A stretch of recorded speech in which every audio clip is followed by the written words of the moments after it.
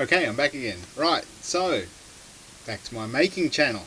I have got the bits that I need to go on with this project, and I thought I'd share these with you as the next part of what's going to be happening.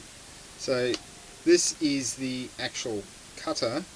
This is the same style of cutter that they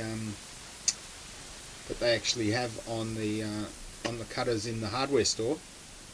Not sure how to open it up. I think it must be sealed somehow, where there's some sort of rotation. It's a tricky. Oh, here we go. Rotate, open, and there we go. You can see that. That is a special cutter.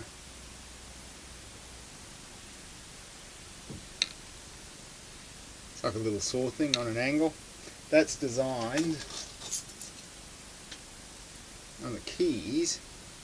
Does these little shapes in there. A bit hard to do that with. Put my hand behind it.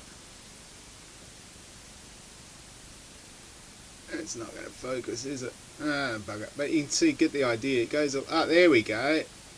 It goes along in that direction, cutting those bits out. And on the master, you've got the key, and there's a thing that goes along, and it scribes the shape up and down, and it makes the cutter go up and down on the other one. So that's the magic bit that does the cutting. That's got a bit of weight to it.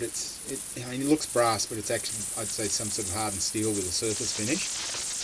Really easy, so that works well. I'm going to mount that. I'm going to 3D print a little ferrule for it so I can mount that on another bit and piece that I got here. This is from a really old project. How old this is still brushed. Look at that. Still got brushes on that thing. Look at that. These things are speed of engineering. Nothing like these things are just round copper wire these days. So that's just a nice little chunky motor. I'm going to machine a thing up for that to go on the end. Probably give it another bearing, because that's all going to be out of 3D printed plastic. It's not going to be that strong, so if I put another bearing on the end, it'll support all of that.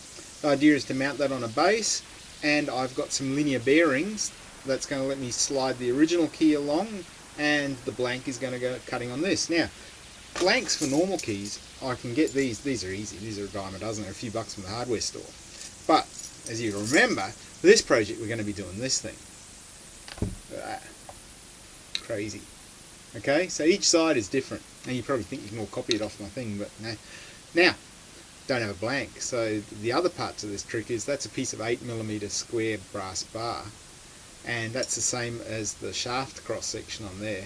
So I'm going to run that through the NC mill and cut it down to make a blank for one of those. I'll just run the cutter down halfway, in halfway, run it along, rotate it, run it along, rotate it, run it along, form, and that should make the cruciform. Just have to make sure I get the centers to line up, and that should be my base. So yeah, this is all exciting.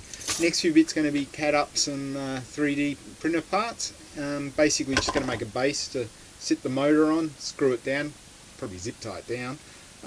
Little bearing support for the cutter, and a couple of linear bearings like I've got on the 3D printer, just with a 6mm rod. Yep, 6mm rod, slide it along there, which will allow me to clamp in one key, and that'll just go over a scribe. I'm figuring I'll probably just use a bit of hacksaw blade or something to give me a nice sharp edge. That'll go up and down.